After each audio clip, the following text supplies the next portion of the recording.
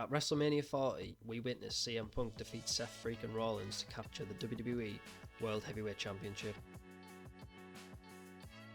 It's the night after WrestleMania, and CM Punk opens Raw by issuing an open challenge to the superstars in the back.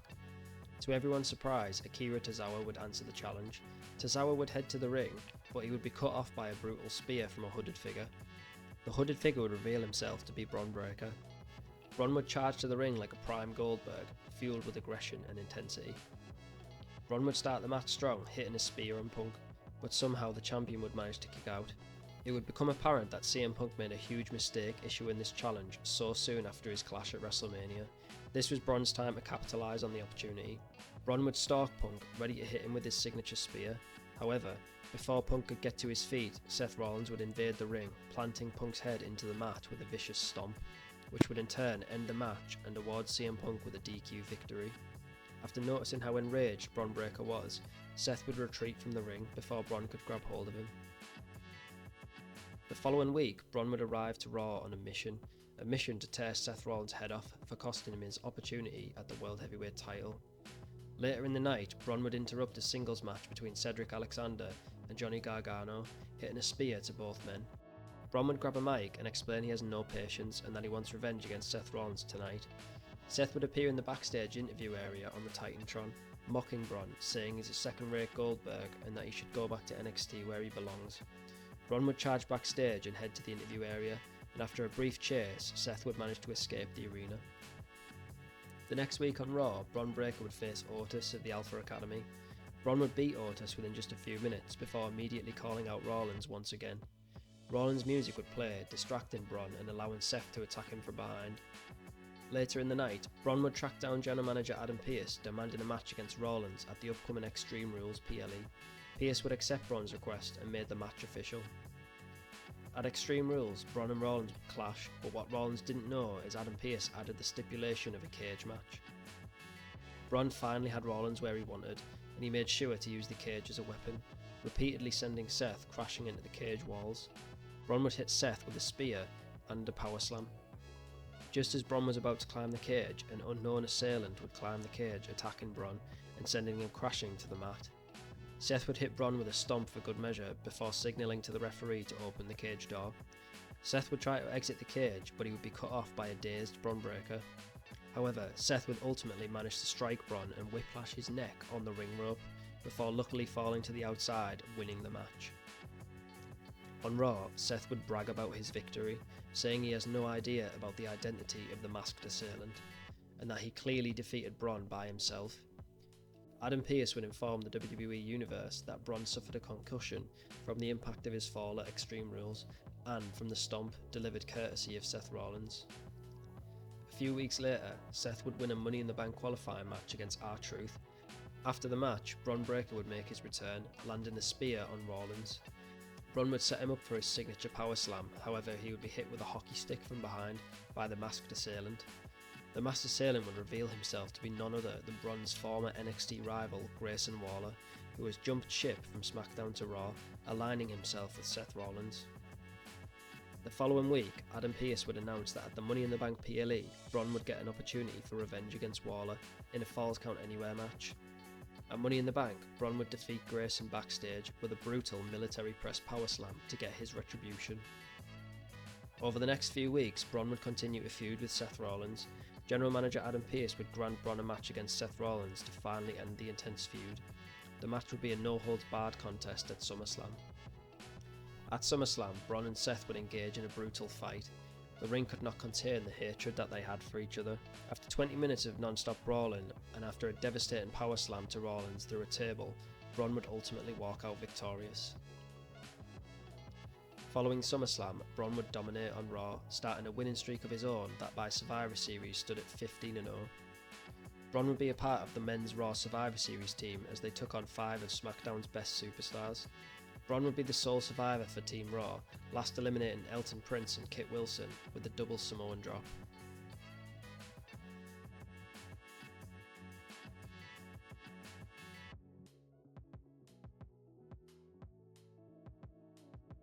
At the Rumble, Bron would enter at number 10 and would go on to eliminate 7 superstars from the match.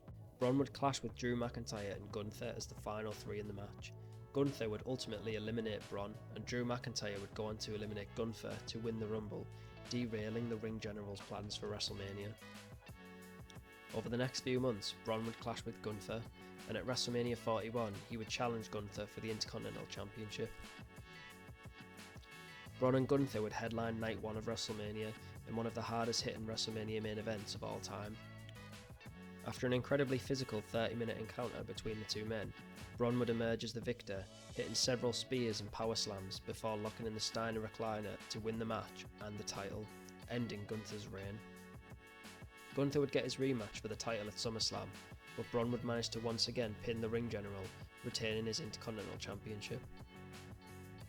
Throughout the rest of 2025, Bron would embark on his own IC Championship run. He would end the year with his winning streak sitting at an incredible 42-0.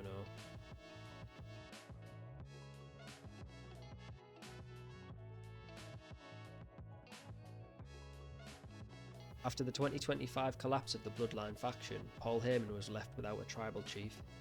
Desperate for a new client, he would offer his services to Brock Lesnar once again. Brock would accept, but he would make a point of reminding Paul that he is a weasel, and that Brock doesn't need Paul, Paul needs Brock. At the 2026 Royal Rumble, Bron would enter the Rumble match, entering at number 22. He would go on to win the match by last eliminating his former nemesis, Seth Rollins. On the same night, Brock Lesnar would defeat Damian Priest to win the WWE World Heavyweight Championship.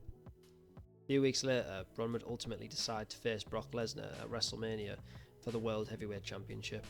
Brock would try to make things personal, claiming that Bron was trying to copy him and that he will dispose of him in 2 minutes at WrestleMania. WrestleMania 42 arrived, and the main event of Night 2 would be Bron Breakker, the current Intercontinental Champion, versus Brock Lesnar, the current World Champion, in a Falls Count Anywhere match. The match would not be as quick as Brock predicted. Youth and speed would outwit experience and power during the early stages of the match, but it wouldn't take long for Lesnar to land multiple German suplexes to Bron. Bron would reply with a spear, but Brock would kick out with 2. The match would spill to the ringside area, with Brock landing an F5 to the floor. Back in the ring, Brock would continue his assault, hitting Bron with another F5.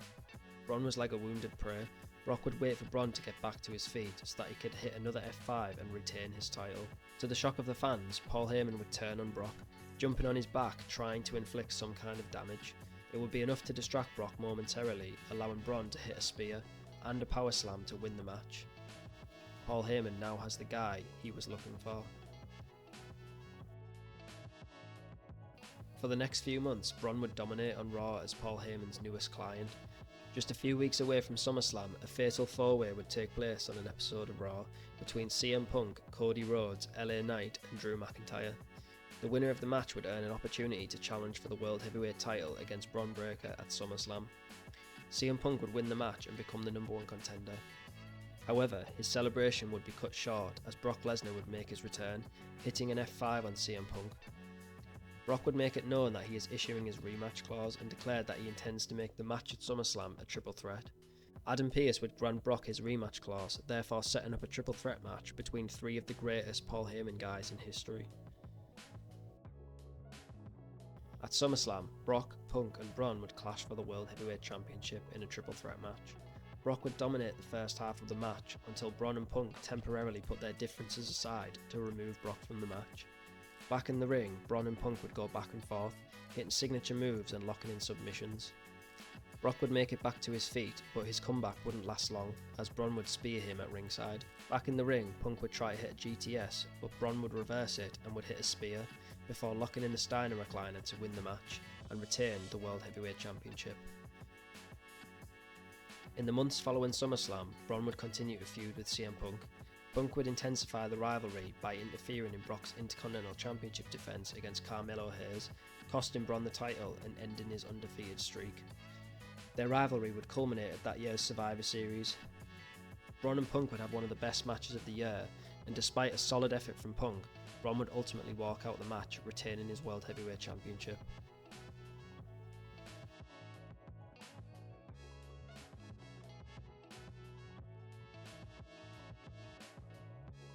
On the Day 1 edition of Monday Night Raw in 2027, the Creed brothers would turn heel after cheating to win a number 1 contenders match against Pretty Deadly. At the Rumble, Bron would defend his World Heavyweight Championship against Drew McIntyre in a no-holds-barred match. Bron would almost lose the title to Drew, but his title would be saved by the Creed brothers, who attacked Drew, hitting him with the Brutus ball before Bron would pin and retain his title. The next night on Raw, Paul Heyman, now known again as Paul E. Dangerously, would announce that the Creed brothers are his new clients. However, Heyman would make it clear that they are not his Paul Heyman guys, but they, along with Bron, are members of the reborn Dangerous Alliance. The Dangerous Alliance would dominate Raw for most of the year, adding new members in Zoey Stark and Money in the Bank winner Grayson Waller. Despite Grayson and Bron's previous dislike for each other, the two would put their differences aside to be a part of the alliance. At SummerSlam, Bron would defend his World Heavyweight title against Drew McIntyre in a rematch from earlier in the year. Ultimately, Bron would walk out the victor. On the same night, the Creed brothers would defeat DIY for the Raw Tag Team titles. Grayson Waller would defeat Carmelo Hayes to win the Intercontinental Championship, and Zoey Stark would pin Charlotte Flair to capture the WWE Women's World Championship. With all the gold, the Dangerous Alliance would dominate Raw for the remainder of the year.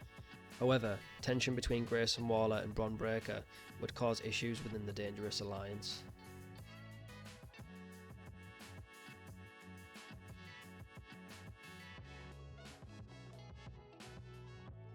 Heading into 2028, still the World Heavyweight Champion, and with the managerial support of Paul E. Dangerously, Bron felt unstoppable. Despite his issues with Grayson Waller, Bron would manage to focus on his title defense against LA Knight. Bron would successfully retain his title, but following the match, Grayson Waller would cash in the Money in the Bank briefcase. To the shock of the WWE Universe, Paul E. Dangerously would hit Bron in the back with a chair, before Grayson would land his Rolling Thunder Stunner to defeat Bron and become the new WWE World Heavyweight Champion. The following night on Raw, Paul E. Dangerously would state that the recent issues within the Dangerous Alliance were caused by Bron, and that he sees more of himself in Grayson Waller. He believes Grayson is the future of the company, and that Bron was merely a flash-in-the-pan act that we've seen many times before.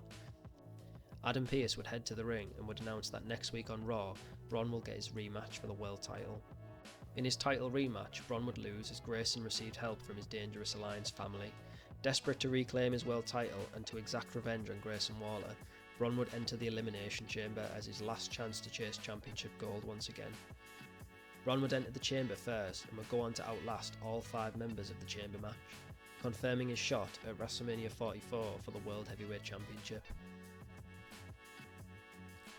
At WrestleMania, Bron Breakker and Grayson Waller would battle for the world title. At the start of the match, Grayson would catch Bron off guard with a Rolling Thunder Stunner, the same move Waller used to win the title. Grayson would attempt the move once again, but Bron would catch him in a power slam. After some back and forth action, Bron would begin to close in on a WrestleMania victory.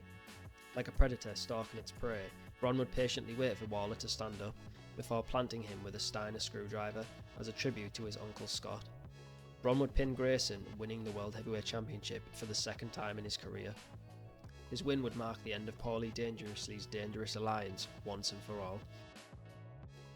With Bron clear of the Dangerous Alliance and of Paul E. Dangerously, he would be drafted to Smackdown along with his world title. He would defend the title throughout the remainder of 2028, and with the 2029 Royal Rumble approaching, Bron's eye will be fixed on the Rumble match and who he will be facing at WrestleMania 45.